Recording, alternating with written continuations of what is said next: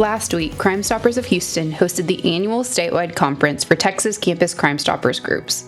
During the conference, students who believe in the mission of Crime Stoppers and anonymous reporting to keep their peers and communities safe were provided all kinds of learning experiences about current trends and issues on school campuses, like cyberbullying, drugs, theft, and more. At this year's event, we were thrilled to have local Houston startup Parent ProTech present on cyber safety, and we also had the opportunity to record an informative podcast episode with Parent ProTech co-founder Brock Murphy and creative director Joshua Adams. Parent ProTech equips students, families, and educators to safely navigate technology. We're thrilled to have Brock and Joshua with us, who met as interns at the White House, and now they're the voices behind the organization. In addition to working at the White House, Brock also spent time working with Elon Musk as an executive assistant at SpaceX before co-founding Parent ProTech. Joshua, on the other hand, is a skilled and passionate storyteller with a background in YouTube channel management. Together, they make the perfect team. Let's jump into our conversation with Brock and Joshua. This is The Balanced Voice. So this is like one of my, everybody knows one of my most favorite topics to dive into, which is online safety, social media management, all of that stuff, because while we deal with so many different issues at Crime Stoppers, this is the one that like affects every single family, every single place we go, and in every single way. And I would say it's like universally the biggest issue we face as a society. So Parent ProTech, you guys are awesome. Oh, thank you. I'm so excited to have you here. guys. Thank you. Our location is, I don't know where we are in Houston, to be very honest. Somewhere off the Northwest North Freeway, Loop? isn't that what they call this thing? North North Loop, Loop? Northwest Okay. Freeway. I have no idea where we are. Yeah. But we are at the Texas Campus Conference, and we're so thrilled. The state of Texas has these conferences to really educate student ambassadors, kids who are like bought into the notion of public safety, which is so great. And Jen and I are here this morning. I'll speak tonight, Jen will speak tomorrow. But we're so happy that you guys just wrapped up your presentation. And so before we dive into it, Brock, you started Parent ProTech 2 years ago? 2021 officially. So going on 3 years. It's in the middle of the pandemic. Yes. So, yeah, it kind of happened after parents and teachers and administrators started reaching out with questions that they had about technology. And myself, I've got two co-founders too, and we're all kind of techie and reliable, I guess, where parents wanted to reach out and get our input. So, Like, was this a personal reach out, or were you working for a company where people? Well, wait, let's talk about where Brock has worked. Because like my previous job, Like, this is the one. yes, wait, I have a question for you. Yes. Do you have any random previous jobs that are like actually embarrassing at this point? I have not been on a poll, so that No, would be I mean not like shame. Not oh god, not too that much. anything's- People's okay. probably not under. Yeah, you have not believing me. Yeah. My craziest job was I used to work for Life Gift, so I used to harvest Oh, organs. That's great. Within not a live donor, but within the first 24 hours. So that's kind of like, I'm like that person. So it's a weird one, but not embarrassing. I used to be the top saleswoman at Master Chimney Sweepers. Master what? Like Chimney sweeper. chimney, Yes, Wow. in Boston. So I would call and be like, "Do you need your gutters or what is it? The chimney, whatever." Anyway, so That Brock, explains That's awesome. everything. This Right. is Mary Poppins. Brock's history came from the White House. He's worked at SpaceX, so he worked with President Bush. You've worked with Elon Musk. While we were talking about chimney sweeping back in Boston, you were like at the Oval Office. You were, like, my friend, with smashing it, Brock. Elon, hanging out with Yeah. Elon. I was after that. clubbing. She was being Mary Poppins, and Like, you this were is actually doing crazy. something relative to the world. no, first job out of college, went to Texas A&M, so big Aggie. Spent time in the Office of Management and Budget and kind of focused on a little bit of a national security portfolio, looking at adversarial nations and their impact on our education system. Amazing. And then kind of got Economic zones? Did you work on economic zones? a little bit. But then kind of got tired of the polarization that DC shockingly had, and found my way to SpaceX and worked in Brownsville and learned a lot. So And so your goal was to answer these questions that were coming in. And in doing that, you brought on Mr. Joshua, Hey. who, Yeah. when you go on sort of the platform right now, you are a lot of the content in terms of content creation, and that's your background, it seems like. Yeah. So my background was on social media strategy, Okay. so specifically YouTube. So working a lot with YouTube channels, brands, thinking about positioning. How do we YouTube the reach company more? or YouTube personal channels? YouTube Corporate personal, channel. YouTube Yeah. corporate. Yeah, yes. yeah, And so I like to say the more time I spent there, the more I realized how much YouTube, among other platforms, are designed to reel our kids in and keep them hooked. And that's what they do. That's how they make money. So when Brock and I met at the White House, we were both interning, and then he reached out, and it just felt right. I'm like, hey, I've spent time doing this, and to be able to kind of help parents, help educators, because we see a clear divide in what they think they know and what they might actually know. Not clear divide. It's like parting water. It's There's like a big sand Yeah, space in between. Right.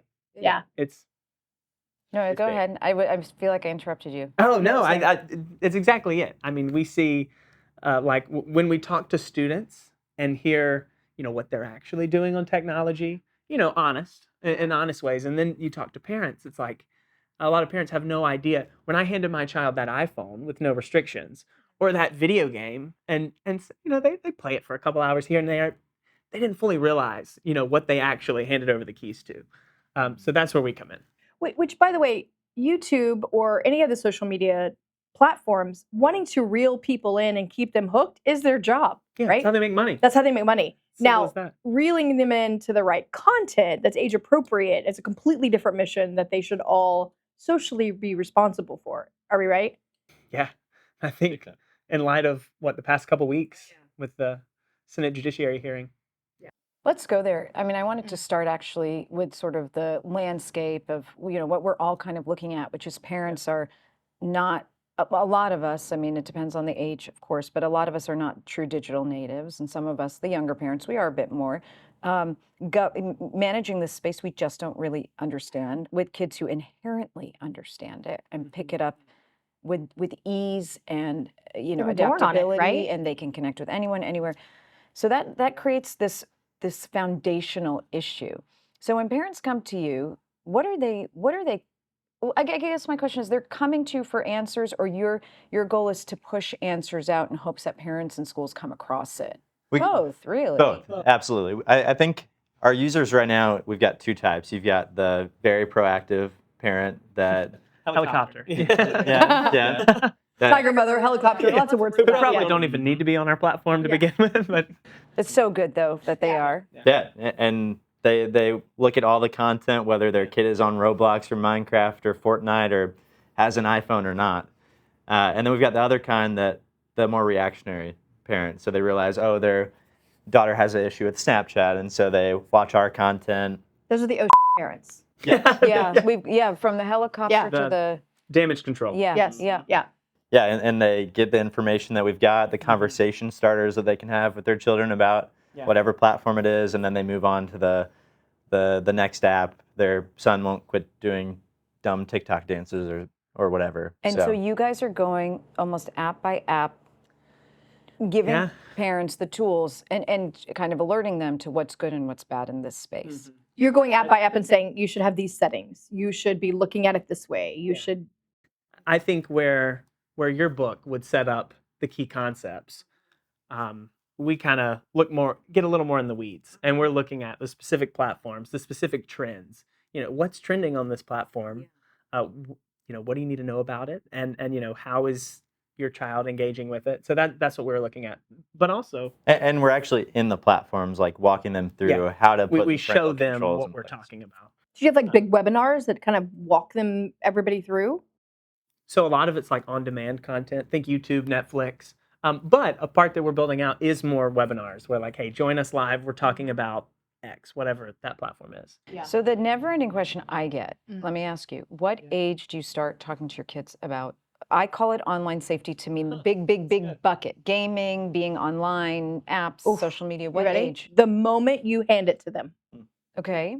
And beforehand. So Yeah, before. Like, But I mean, hand what to them? if you're going to what hand your them? child, a 2-year-old child, a phone, and it's not going to be a stupid device that only does an app that like talks about ABCs, if it's gonna have any Wi-Fi access, any access to social media apps that connect outside that small little function, then you need to start having the conversation, or you don't need to do it. Yeah. And see, our perspective's more limited because we're not parents. Yeah. Now, I'm married and my wife is a teacher, so she's in the classroom. So I hear that side of it. Yeah, I think as soon as you can, because in today's world, even if you don't hand it to them, even if you have the most restrictive rules at home, they're going to go to a friend's house. Josh, They're going to go to love school. what you're saying, and it's like everybody Yeah. stop and listen to what you're saying. It's the truth. Yeah, because we talk to so many families that are like, "Well, this is so valuable, but we're not getting a phone until they're 7th grade, so this doesn't apply to us." And I'm like, "Well, I'm with Jen. Okay, I'm I agree with you. But you gave them an iPad in 1st grade, Right. right? Or and they're they 2 have years old. all their friends, and you give them your phones when you're out to dinner, right? How many parents have you heard say, "Oh, this technology is so amazing. My kid's so smart. I gave her an iPad and she knew how to use it." Yeah, Like, I know. what did you say? Like for example, a young woman that Kendall, right, who I was like one of my daughters. Her little one, Ivy, like knows how to work the iPad, but there's this one button that she's allowed to push. Everything else is turned off. But like, no, Ivy, you can't push that button. Like, you know what I mean? Like at 2 years old, you have to start this conversation. And I agree, even before you put it in their hand. Well, and I feel like the data is what really gets parents to kind of realize that there's a big issue that we need to. I mean, kids who spend 3 or more hours a day on social media face double the risk of depression and anxiety.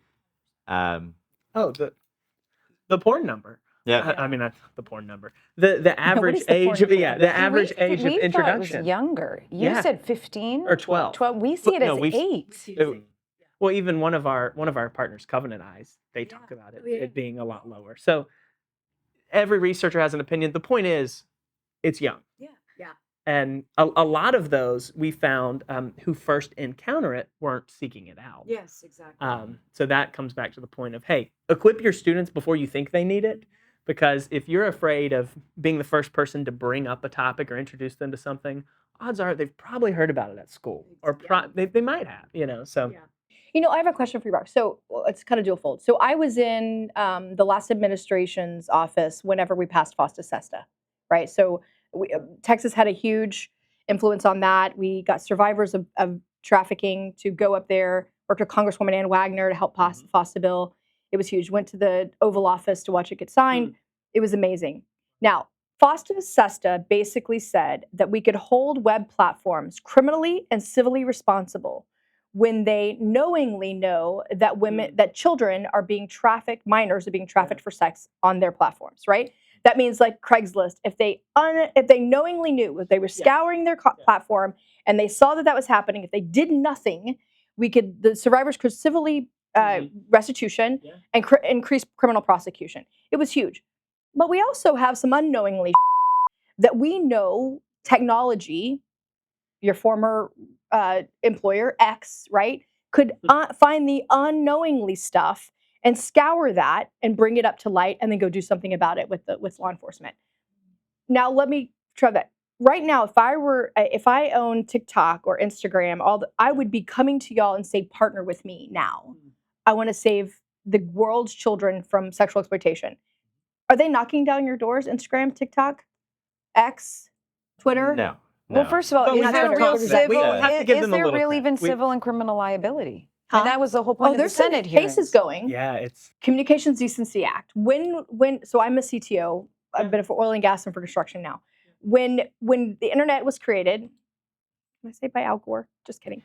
When the internet was created, I'm going to get so canceled. When the internet was created, right? Oh, sorry. The cancel culture has been canceled. It's been canceled. Oh, brilliant. It's over. So when the internet was created, right, we wanted to share information, right? Yeah. We didn't expect that we would be selling women, children, boys, men, girls online for sex, right? A whole host of other things. And so we created CDA 2000 so that we couldn't censor a form of communication and knowledge, which, look at books. We don't like books to get not censored in some sense, right? It was along those lines. That's what CDA 230 did. When we realized everybody was being exploited online, what do? We put in FOSTA SESTA. We passed it both the Senate and the House, and the president signed it so that we could close those loops. But it was about knowingly knowing that it was out there. And then there's this unknowingly piece that's still the biggest gap, right? What is your opinion about that? What do we need to do? Well, I think the companies hide behind the algorithm. That's the word. It's because the algorithms control what we see on these platforms, and their intellectual property. No company will share how they determine that algorithm. And so the challenge today is a lot of these platforms. They've set up their algorithms. They're self-sustaining. They work on their own, and so the algorithm is introducing things like what you're saying. What's the solution? Is it Dictating algorithm? political?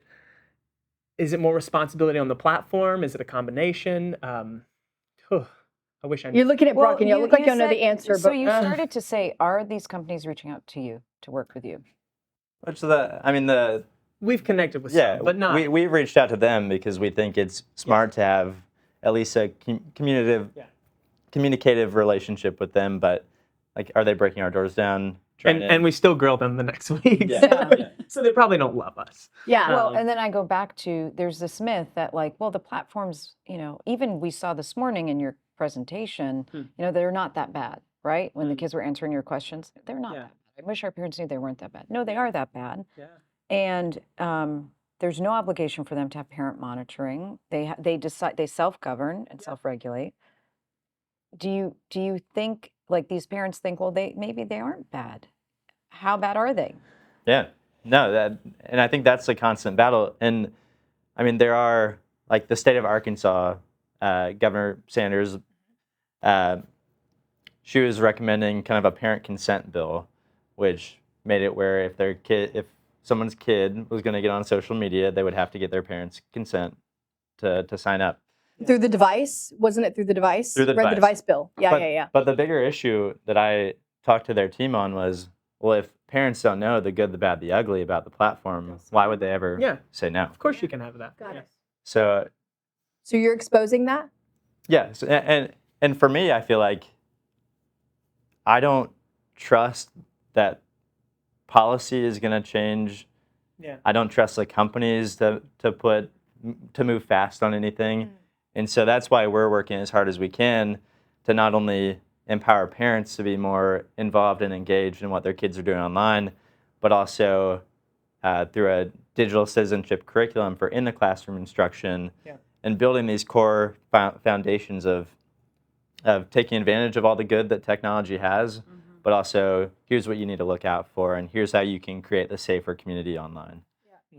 We need, and as we've said this before, is we need the next Mothers Against Drunk Driving. It changed the culture. And we need that type of cultural change, not just policy, but just the next generation started taking Uber instead of driving drunk and killing their friends. And I think parents are stepping up. It's just, this is a beast. Yeah. And they own so much of the way we communicate and think, and even political offices run. Yeah. Like, you talk to some of the surviving families, you guys were, I don't know if you were at the Senate hearing, but you talked to some of those families. I've talked to some of them at length, and we'll have some of them on the podcast next week. They said, we go talk to these families. We have pictures of our children who have died because of the platforms. And you can look back at the representative and that they're thinking, but I need these platforms I'm not going to regulate. That's scary. Yeah. Their powers, unlike anything we've ever seen. People compare it to the NRA and guns, and we'll never have gun changes and gun laws. Yeah. And the irony is, even we use the platforms. We try to use them in a positive way to get our message out. That's the hard thing for me. But that's the avenue we use, because that's where most people are. This is like a personal sort of statement for me.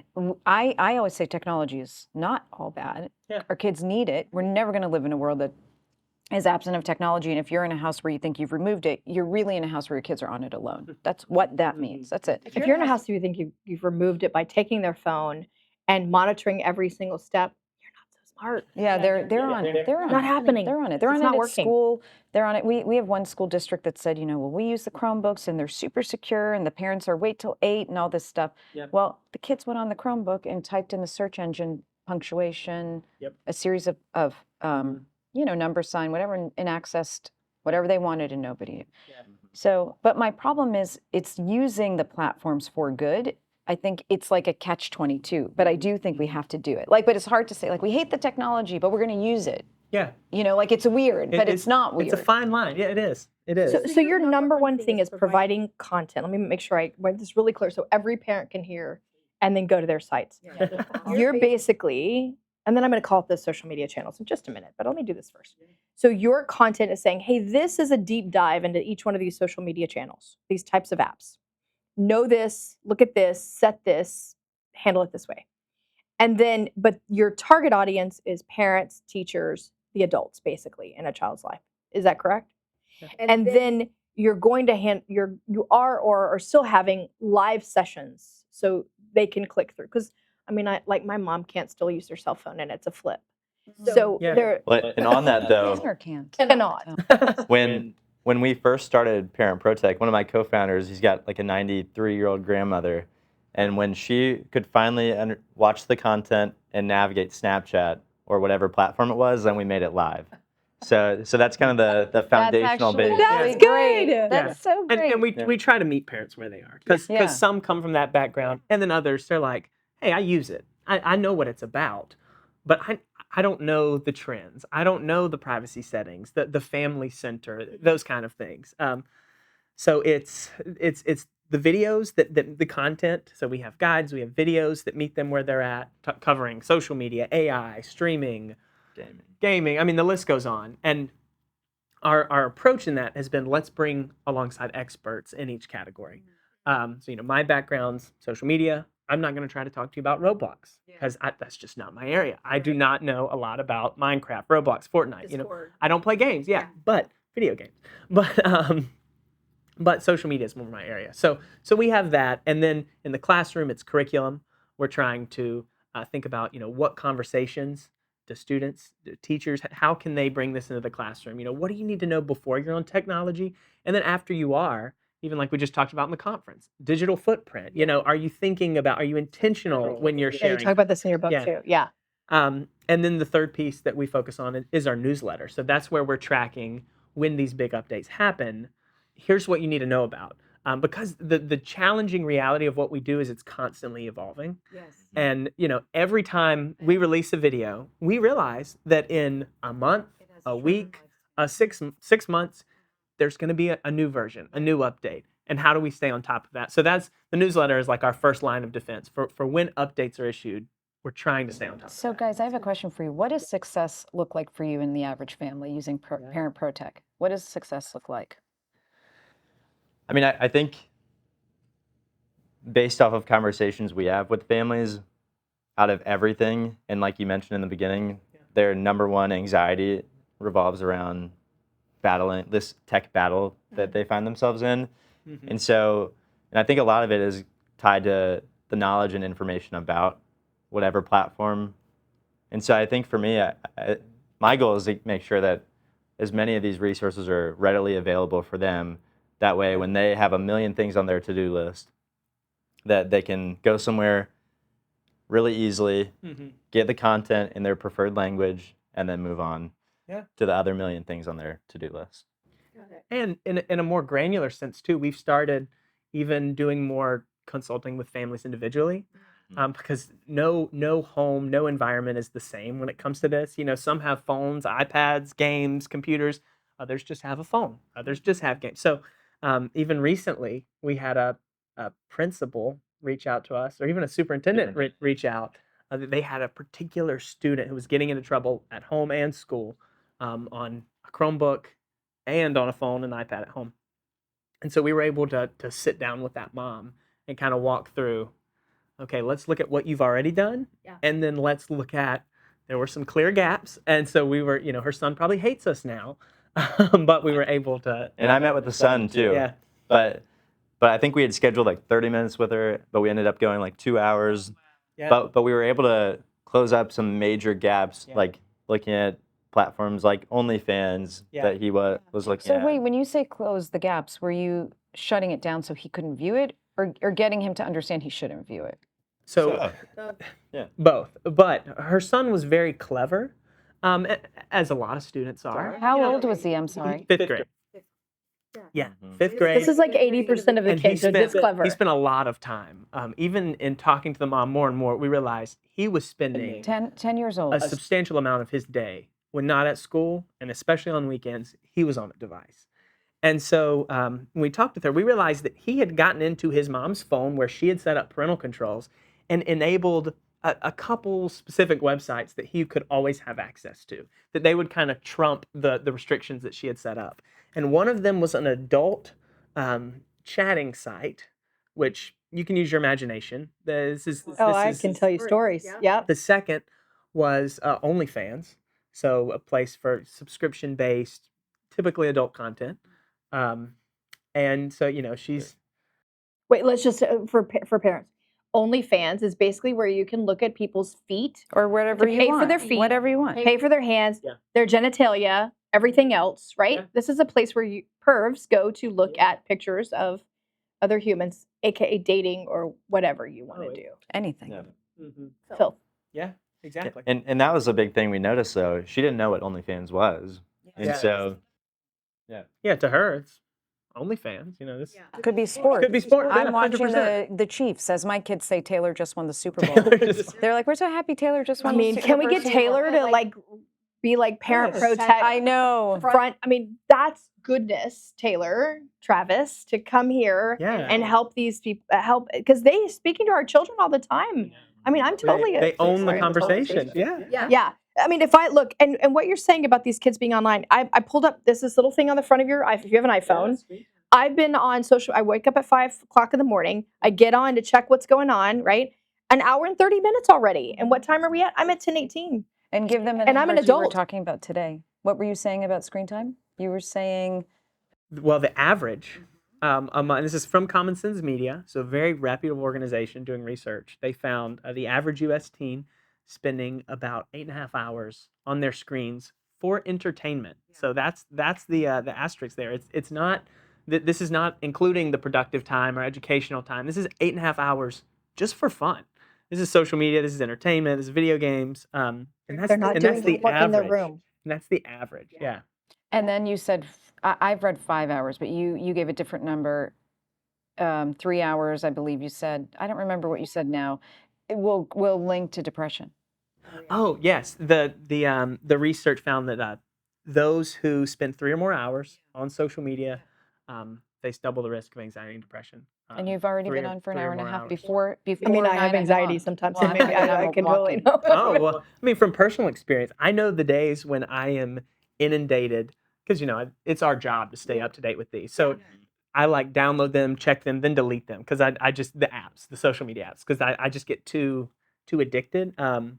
I know myself, and even for me, the days where I'm trying to do a lot of research, look at them, I'm like, oh, I gotta I get get addicted to the out. muckety muck. Like if I see something negative happening to another human being, I'm like, okay, how do I fix that? I'm like, oh, stay in your lane. You can't fix that. Like you have to talk yourself out of wanting to help people just because you makes- see such negativity. I wish we could turn back time. Like it's just I feel so bad that our kids are being raised in this world where Look, they I like can't electricity think. and AC. We I can. like I know, electricity and AC. I know. But I mean, I wish we could just I hate that they're fighting all this. And Yeah. even just this weekend, Super Bowl and I don't know what else. I had to tell my kids there's this conversation, obviously Taylor Swift and Travis Kelce and all that stuff. And then who had who in the booths and whatever. And I have 3 teens, girls. And then there was a whole conversation about Ice Spice. Is she a Satan worshiper? And I was like, girls, I don't want you to ever, I know the access is there and you have it and I can tell you what to do, not to do. You have to govern on your own to some degree. And that's my whole part of my theory, but giving them foundation. But I don't want you to go down the rabbit holes of what does it mean when we say Ice Spice is a Satan worshiper? I don't want you to see it. Yeah. Curiosity, come to me. I know you can go, but I don't want you to see this. But you have to have that conversation once they ask. I started at 5 years old, talking to my kids. Yeah. But about a whole host of things, from everything you could imagine. Yeah. I started at 5. I kind of feel like the conversation starters is almost the most important part of the entire equation. Yeah. I agree. 'Cause- It catapults you into Yeah. a conversation. Do you see the conversation about where people, Eds, Jeds, and whatever, talking about Taylor being involved in football now and I'm like, you're degrading the woman for just enjoying watching, her boyfriend play football. That's just that's yet again negative. I'm like, why? Why can't we just be nice? But And a random thing I want to tell you guys. Yeah. So we were one of the questions we got today, or you got today, was how do you sort of reset the algorithms? Because you went into detail about how the algorithms sort of, we talked about that WSJ study and they made the bots and all of that. one of the things I do on my kids' phones every once in a while is I take the phone and start doing my own searches, like how to be a good friend, cute puppy videos. Oh, so you can So kind of you're reset the rigging the algorithm. algorithm. I'm rigging for it your because kids. I know that they can go on and say don't want to see That's this good. video, but they That's may good. not do that. I also take my husband's phone and I'm like, how to show your wife you love her. Show How to get your wife, and I go on every social. Poor And I'm Rami. like, Rami, you're being duped. yeah. Me And too. meanwhile, I'm like, oh, interesting. You got me the exact gift I wanted. So strange.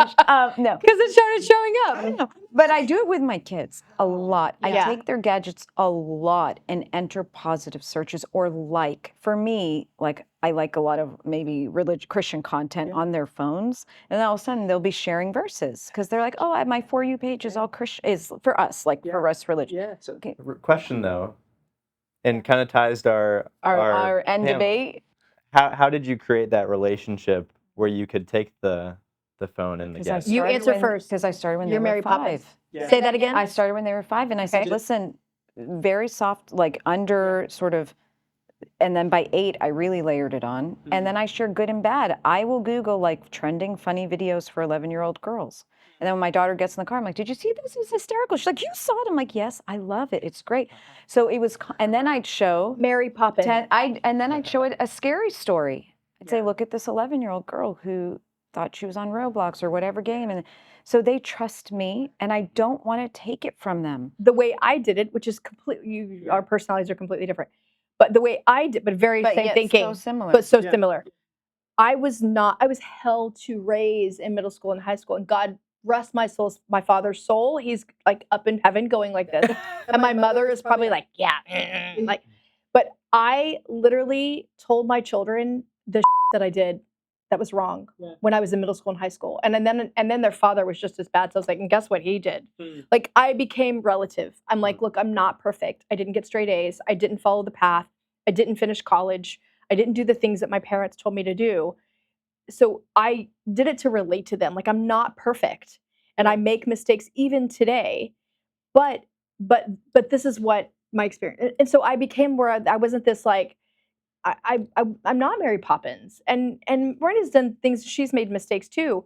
But everybody knows she's Mary Poppins. But your kids can, nobody knows that. You just named me that today. I know, but you are. But the thing is, they can. Your children, your girls look at you and are like, "Mom's pretty. Like she followed the path. She was a really good girl." But your kids know if you weren't a good kid. So don't try to fake that. Does that make sense? Well, I think what you're both illustrating is you had the conversations Yeah. while they might have looked at, Different ways. you're having the conversation, you're building that trust, you're being vulnerable. Hey, this is where I missed the mark. And I think if a parent comes to what we do, a community event that comes to our platform, and if all they take away is, hey, I'm going to set up these restrictions and lock down their device, they're completely missing the mark. Totally Like, agree. yeah, you can use restrictions, but at the end of the day, I think that's one of the last things you should be doing. It's important, but it's later. Let's start with the conversations. That's a building the stopgap at trust, the end. Like that's foundation. the thing. Like Yeah, you got no other that's choices. that's the hard barrier at the very end. But there's so much more that needs to happen before that. Totally agree. We had a debate wrapping up, and we'll have to wrap this up in What is a a few debate or minutes. a revolt? We had a It's a discussion. revolt. Well, when we were wrapping up the Parent ProTech conversation, Joshua, we started talking about should parents be checking. I don't know how it came up, but should parents be checking their children's phones? And Jen kind of made the question or raised the question like, does that lose trust if your kids feel like you're going to constantly be checking their phones? And my theory was they should have no expectation of privacy. What was your final answer? But can I say, wait, before you answer, because then I want you to give perspective on this. I think it's a combination of all. One, the beginning, your kids should know, I'm buying you this device. This is not a privacy device, right? Yeah. I agree with you 100%, right? But I also would say that in different stages of their lives, 2 to 5, if you're going to put the digital equipment, yes, you should be monitoring every history, everything, right? Then you go 5 to in elementary, middle school. Like there's got to be relevant pieces, and that whole time you're building trust. Yeah. You're building More freedom, conversation. more responsibility. If you are okay here, let me open this up for you. So it's like have you ever heard of this? And I think you should look into it. It's called love and logic parenting. Love and logic. Love and logic parenting. It's where you're giving your child choices. This option has a good outcome. This option has a not so good outcome. If you're having those types of conversations, then you're building that trust. So I think it's a combination of both. But if your child knows that everything you're doing is looking through that every single night to the nth degree, Well, I don't think you I can. promise look you they're through it. going to their I don't think you friends. can look through it. There's no way. But I don't think they should ever have the expectation that I agree. you won't look through it. Yeah. I agree. Yeah. Okay, now respond on what we've said. You're the experts. You want to begin? Or you want me to? I can take a stab. Okay. I'd say, and I think this is where our team at Parent ProTech, we're a younger team. And so only a few years ago, we were the ones that were not too happy when our parents grabbed our phone. Yeah. Are you saying we're not the same age? Yeah. No, we're a little older than you two. Good answer. Yeah. My favorite. But I feel like you're exactly right on the balance of it all. And I know so many kids that I grew up with that had the very restrictive parents that once they got to college, they were crazy, wild. Yes. One of them being me, obviously. Just No. kidding. Yeah. Total. I can see it. Yeah. But so I think Yeah. the building trust as you go and enter into each new stage being so important. And we found, and we partner with a lot of organizations where there are practical tech devices that are designed with this in mind. And that's something a lot of families don't even know about. Like, I mean, like a phone for this age. a phone for yes, this yes, age. exactly. Like, Yes. if you're giving your 12-year-old an iPhone with no restrictions, you know, that's probably not the best place to start. But there are phones like you mentioned, Bark, like where, hey, and I like Bark's approach in that the parent can't see every message and can't scan everything, but they have an AI that's scanning for, you know, whether it's suicidal ideation. Yes. This is not sponsored by Bark, but Yeah, you know, no, whatever it they're- is. And it's not just partners of words, it's ours. actually a combination of words, Yeah. what Yeah. that means for and potential suicide. they will alert the parent, so then the parent can go have the conversation. So I think that's it's the marrying of some restriction, but simultaneously with have the conversation. You know, being intentional about that piece is a lot more important. And I do want to say on the device standpoint that out of all the companies in the tech realm, Apple has been the most open, and we meet with them the most out of the majority of these companies. Yeah. So, And they have a lot of parental controls that parents don't know. Don't about. even know about. And don't use. So- use. There's a couple things I want to say about that. One is when it comes, though, we talked about this on our last podcast, the neurodiverse, all bets are off. Meaning, I think you should be scouring and learning all the settings you have for the neurodiverse community. because they're not able to conjugate exactly what some intentions or inferences are, references. So when you have someone that's neurodiverse, you have to gauge. I think you need more throughout almost the entire life, even into adulthood, right? So I want to make that kind of change there. The other thing I would say is, what if you had the 3 things that you would tell a parent to do right now that they're just 3 things. What are the top 3 things you would have them do right now? And we're going to wrap up with it because Yeah. Yeah. I would say look at your own screen time. Look at your own screen habits. Are you using your device up until bed? Are you pulling it out at the table? Are you putting your family off to send emails? And, you know, we all do it. I've done it. But think about it. I would say, I had it and then it ran away. Your own screen time. And then it's the conversations. It's building that trust. Like in our resources, we end with conversation starters. Be intentional about, you know, if your child loves Roblox, loves Instagram, loves Snapchat, try to talk to them about why they love it. What do they love about it? What are they using it for? Try to learn some of the trends. or if it's a game, actually sit with them or play with them and like Oh, I have to play video invest- games? Yeah. Yeah. No, Yeah. yeah. That, I mean, and we've seen and heard multiple stories. I mean, you know, students will open up and respond to that. If they feel like there's some effort, you know, of the parent, not just trying to learn so that they can restrict them, but learn like, hey, you're my child. I love you. I want to know how you tick so I can parent, you know, or how you click, what makes you, you know, what do you love? But and if not us as the parent, find someone that looks young and cool Yeah. like you to be the champion. What have I Young said and about why cool. champion? number We'll 3 receive is make sure you're partnering with Parent ProTech. That's our Or making sure you have a champion too, that I kid agree. can talk to you to have that conversation if it's not you, if the relationship is dead. And really quick, the last number 3, I think, is I mentioned earlier the lack of trust that I have in policy and the companies that make change, and how slow that process is. But don't give up.